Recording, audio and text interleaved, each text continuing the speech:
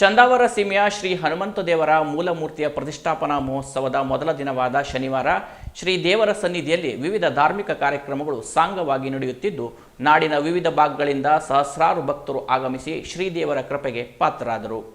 ಶ್ರೀದೇವರ ಸನ್ನಿಧಿಯಲ್ಲಿ ಬೆಳಿಗ್ಗೆ ಸಾರ್ವಜನಿಕ ಪ್ರಾರ್ಥನೆ, ನಾಂದಿ, ಕೌತುಕ ಪೂಜಾ, ಋತ್ವಾಗ್ವಹರಣ, ಮಧುಪರ್ಕ, ಕೌತುಕ ಬಂಧನ, ಗಣೇಶಯಾಗ, ಮೂರ್ತಿ ಪರಿಗ್ರಹ, ಆದಿವಾಸಿಗಳು ಸೇರಿದಂತೆ ಇತ್ಯಾದಿ ಧಾರ್ಮಿಕ ಕಾರ್ಯಕ್ರಮಗಳು ನಡೆದವು.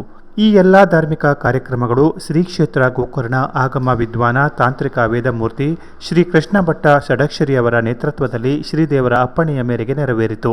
ರಾತ್ರಿ ಯಾಗಶಾಲಾ ಪ್ರವೇಶ, ಮಂಟಪ ಸಂಸ್ಕಾರ, ರಾಕ್ಷೋಗ್ನ ವಾಸ್ತುಹವನ, ಬ್ರಹ್ಮ ಕಲಶಾದಿವಾಸ, ಕುಂಡ ಸಂಸ್ಕಾರ, ಅಗ್ನಿ ಜನನ ವಾಸ್ತುಬಲಿ ಇತ್ಯಾದಿ ಧಾರ್ಮಿಕ ಕಾರ್ಯಕ್ರಮಗಳು ನಡೆದವು. ಮಧ್ಯಾಹ್ನ 3 ಗಂಟೆಯಿಂದ ರಾಮತಾರಕ ಮಂತ್ರ ಪಠಣ, ರಾಮರಕ್ಷಾ ಸ್ತೋತ್ರ ಪಠಣ ನಡೆಯಿತು.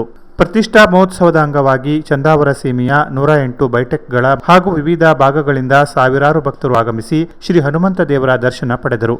ಶ್ರೀ ಹನುಮಂತ ದೇವರ ಮೂಲಮೂರ್ತಿಯ ಪ್ರತಿಷ್ಠಾಪನೆಯ ಮೊದಲ ದಿನವೂ ಸಹ ನಾನಾ ಭಾಗಗಳಿಂದ ಹೊರೆಗಾಣಿಕೆ ನಿರೀಕ್ಷೆಗೂ ಮೀರಿ ತರಲಾಗುತ್ತಿದೆ. ಶ್ರೀ ಹನುಮಂತ ದೇವರ ಅಪಾರ ಭಕ್ತಗಣ ಮೂಲಮೂರ್ತಿಯನ್ನ ಕಣ್ತುಂಬಿಕೊಳ್ಳಲು ಕಾತರರಾಗಿದ್ದರು. ಶ್ರೀ ಹನುಮಂತ ದೇವರ ದರ್ಶನಕ್ಕೆ ಬರುವ ಭಕ್ತರಿಗೆ ಪಾನೀಯ ವ್ಯವಸ್ಥೆ ಹಾಗೂ ಆಗಮಿಸುವ ಭಕ್ತರಿಗೆ ದರ್ಶನಕ್ಕಾಗಿ ವಿಶೇಷ ವ್ಯವಸ್ಥೆ ಕಲ್ಪಿಸಿದ್ರು. ಶ್ರೀ ಹನುಮಂತ ದೇವರ ಮೂಲಮೂರ್ತಿಯ ಪ್ರತಿಷ್ಠಾ ಮಹೋತ್ಸವದ ಮೊದಲ ದಿನದ ಕಾರ್ಯಕ್ರಮ ಧಾರ್ಮಿಕ ವಿಧಿವಿಧಾನದಂತೆ ವೇದಘೋಷ ಮಂತ್ರಗಳೊಂದಿಗೆ ಗ್ರಾಮದವರು 4 ವರ್ಗದಾರರು ಮತ್ತು ಸಕಲ ಸದ್ಭಕ್ತರ ನಡುವೆ ಭಕ್ತಿಪೂರ್ವಕವಾಗಿ ನೆರವೇರಿತು. ಸಾವಿರಾರು ಭಕ್ತರು ಅನ್ನಪ್ರಸಾದ ಸ್ವೀಕರಿಸಿ ಪುನೀತರಾದರು.